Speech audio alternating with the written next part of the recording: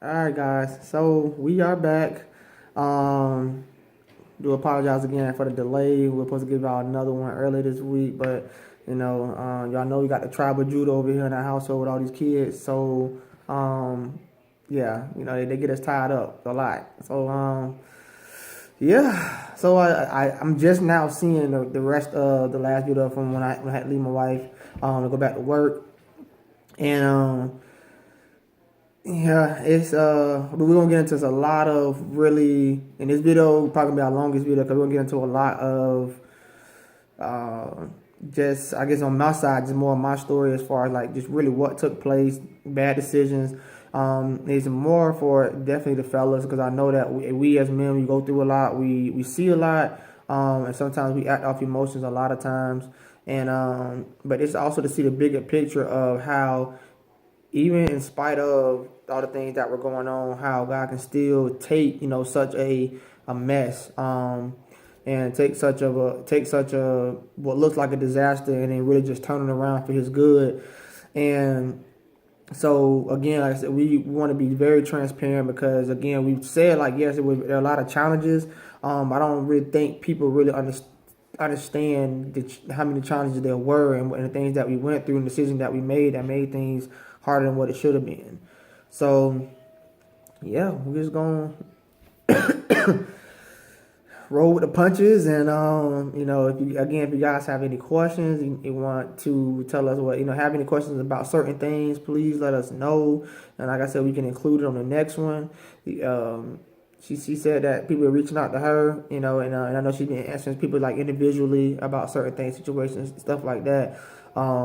But we do want to bring those things to the forefront, not to say like, oh, this person asked us this. We're just gonna like giving a name, just gonna try to bring those questions up, and then we'll give our best opinion about it and what we think, or or what brought us through it, if it's something pertaining to us, and hope that more people are encouraged and are inspired. Got anything to say, babe? Nope, go ahead. Oh, okay. Well, surprising. All right, so getting to myself. So like I stated, man, it was rough. I think, and I mean initially like going through it when we first split up, and for me, like even at like where we work at right now, me and her, we work at the same job with each other, and I think like when I first started working there, it was I was just like extremely quiet, didn't really say much because I mean I'm in a new environment, I don't know what's really going on, whatever. And to me, when I get somewhere that I don't really know people, I just kind of stick to myself.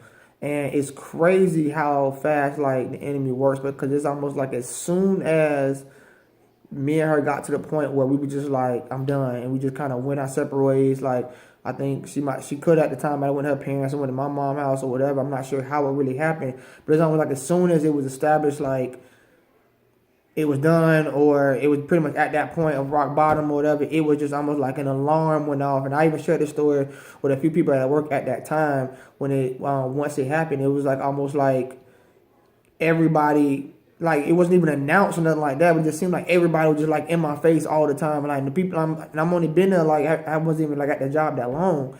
And I'm just like, man, what's going on? Like these people never really speak to me or nothing like that. And it's just like, but again, it was just more of like a, if the enemy can get the head, that's the first thing gonna go at is getting the head. So whenever you look at any type of thing, any type of form of leadership, anything, you always gotta look at the head and how the body works. So it was like almost like as though like it wasn't more of like the temptation. It was more of like, how can I get this man of God out of being ministry minded? Because at that time I was still ministry minded. I just at that time just didn't want my marriage. So I still wanted to be in ministry, but you know let's just say had I stayed in ministry like I was supposed to, we wouldn't have went through what we went through in the first place.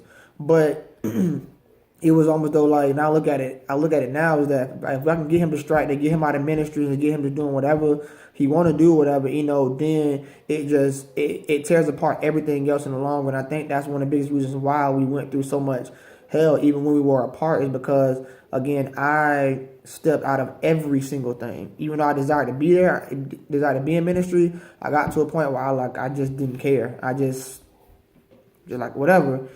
So it got to a point where I started a relationship, and as many of you may know, I have a younger son, DJ. I love you, son. So I have a younger son, DJ, and I started a relationship, and when that happened, it was it was satisfying for the flesh because it was just like, this is what I want to do. This is what I'm gonna do. I don't care. And I just kind of just did my own thing when it came to it, and for me, I always, I look back now and I kind of see when they say, especially when you're married, temptations and certain things are going to come a whole lot more because of what God has already ordained through your marriage. So when people say like the grass is greener on the other side, I wholeheartedly believe that. I'm not saying that the individual, like I'm not saying that my son's mother was a negative person, was a bad person, but what I'm saying is that that wasn't what God intended. So for somebody else, so for the next individual, she could definitely be a blessing to that person. Who knows? So I'm not saying that. It's just more so like we have to understand that if God has ordained your marriage and to be what it is, you really got to fight that thing and really try to really try to stick in the trenches, because what you end up doing is you end up not only ruining yourself, but you ruin somebody else because you're doing something that God didn't intend for it to happen by dealing with someone else, especially if you're not even fully divorced on top of that. So, it'd have been one thing if maybe me and my wife had been 100% divorced, possibly, but again, we weren't, and so, and because of that as well, there was a lot of confusion, a lot of fighting, and I don't mean like physical fighting, but just more fighting with like myself, a lot of things that went on that shouldn't have went on, and I think for me, like I take a big part of the blame. Not gonna say I take all the blame. I took a big part of the blame because again, it was me. I did a lot of things that I knew better. I knew that I shouldn't have been doing. I knew that one, if I truly believed that we were supposed to get divorced, I should have just been like, what, just go ahead and fight that thing. Just go ahead and deal with that first before you start trying to hurt someone else. And that's the thing. A lot of times we get hurt by a certain situation, and then we hurt other people because of it. So there was a lot that went on even through that relationship, that I really had to seek forgiveness for God, because I know that I put her through a lot. I know that she went through a lot of, I would say like embarrassment, a lot of just being hurt, a lot of depression, a lot of things that just probably made herself look as though like, what didn't I see in her that I see in somebody else, things of that nature, and I know that can be the most painful, because again, at the end of the day, it's like it wasn't nothing that I can't say what nothing that she did or didn't do. It was just more so like, I think at that time when me and her split up, it was just like, man, I'm just like, I'm fed up, like I don't know what else to do, and my best case scenario was to just run. And so because I didn't have any type of foundation of what a true marriage looked like, what does a true marriage, that, don't get me wrong, yes, I'm gonna have a problem, but I've never seen a successful marriage. So because I didn't, I did what I thought was the best thing to do. I did what I've only went by what I saw growing up, and that was just to just be like, okay, well, when the going get tough, let's just keep it moving.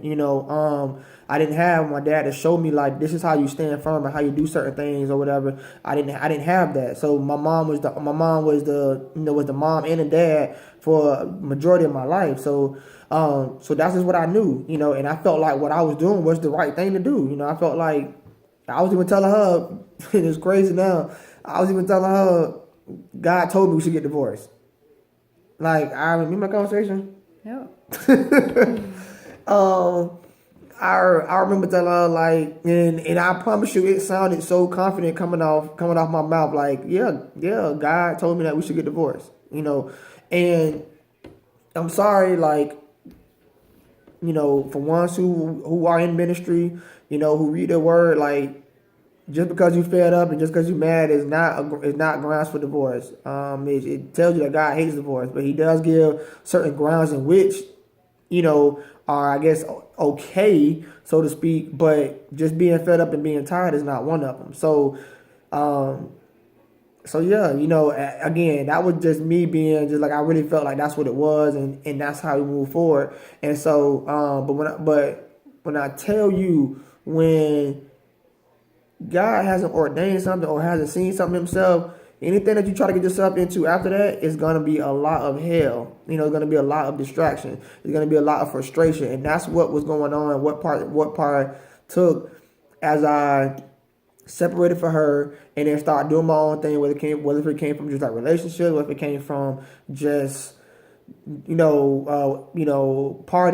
or whatever the case may be, anything that was outside of what God really intended for my life, everything was just going haywire for me, and that brought a lot of things, even a lot of frustrations with my son's mother, because again, it was a thing of just really just being like willfully disobedient, even through the different roadblocks that God was trying to show me. Like, listen, you can't be doing this. Like, I was even, doing things like just going back and forth, not, just going with what was more convenient at certain times for myself. And I can be honest with it because I know that that's what I was doing.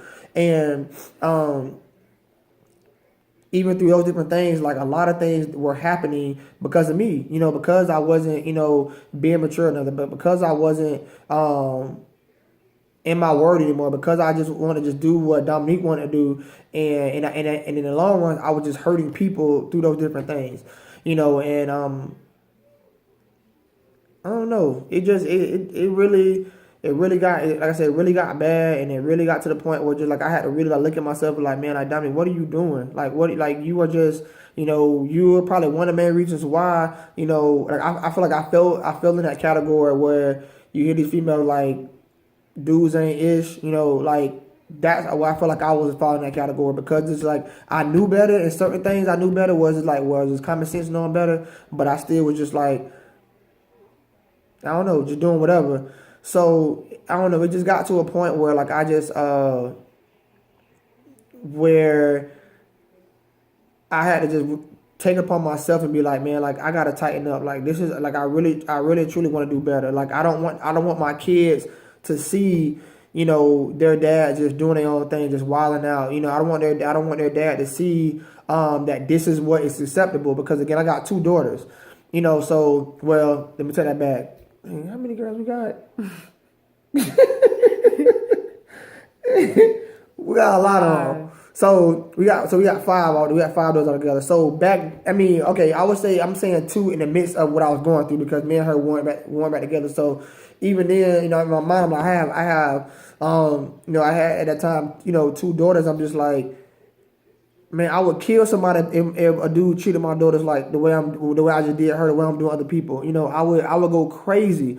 And I think about it now, like with our family now, I guess, like you said, five, and I would go crazy if any of them, called me or came home crying and just been like some dude did this to them or left them, or if they got pregnant or something like that and left them, that was something else. That's a whole other topic. I just totally missed that one. So that was another thing, in the midst of us splitting up, my wife was pregnant with, as I'll see, the monster of the house, Mackenzie. Even then, like I that's how numb I was. Like it was just like I wasn't there. Like the way you see me and how me and Mackenzie are right now, I think God for the relationship that we have right now, only because for almost like pretty much the first year, I was non-existent. Like I was non-existent. Me and her battled about a lot of different things. We battled a lot, especially when it came to her, and it hurt me as much as she probably in the midst of when it was going down, what she probably didn't feel like it did. It hurt me because I wanted to be around her. It was just that there was so much going on, and it's not an excuse, because there's no excuse for me not being there. I'm just simply saying, like, there was so much going on to where it was just like, man, like, I don't know. I just felt like I was just lost mentally. Like I was in a dark place mentally, and I just like I wasn't there. Like I wasn't involved like I should be. So you would never know, compared to like right now, how you see me and Mackenzie. It's like that's like peanut butter to my jelly. She a hater. Like me and her like this, and it was crazy. I thank God as well, because every time I would see Mackenzie, it was almost like she just knew who I was, even when I did see her. Like, Daddy, and I'm just like. Yeah, okay, that's what's up. Like I'm grateful. I'm thinking she's gonna be like crying or not want to be around me because that's something that I deserve. I deserve for her to be acting like that, for her to be, like I don't know who you are, whatever. Because that was what I said before. So Going back before you okay, go ahead, man. You got it. My husband tend to talk a little, but anyway. I asked you if you had something to say. You said no. Go ahead, though, babe. But anyway, just scooting back before we continue, as far as like my perspective as a woman, and like he mentioned before, we worked together at the time. We still do work together, but before us, working at the same job, how that felt for me, because going there, everybody knew we were married. Everybody know like who we were, per se. So a lot of different things were like going through my mind. Well, even before I even get to that, when we did the initial like huge split up, we were still like staying together, but we were just like doing our own thing, like roommates basically. That's what we were doing. And I still had my emotions to where sometimes I wanted my marriage to work, sometimes I didn't. I was just like, like I don't know what to do. But one of the things that it was just so many different things that kind of like were like breaking me down. And one thing that I would never forget, I'm over it now, but just to point out, because different things I point out because it may be a help to somebody else that may be going through the same thing or whatever. So one of the things I can remember is reaching out to, I don't want to say names or nothing, but reaching out to that individual. And I was like, do you know you messing with a married man? And her response was, y'all just married by a piece of paper. I would never forget that. Like it literally, like my heart crumbled when she said that to me. And I was like, okay. So from that point, like I started, like my mind just went crazy. Like I was at home just like thinking of stuff, like trying to like research addresses. Like I was just going crazy. Like just me back in the day, I used to fight a lot in school, and then I calmed down.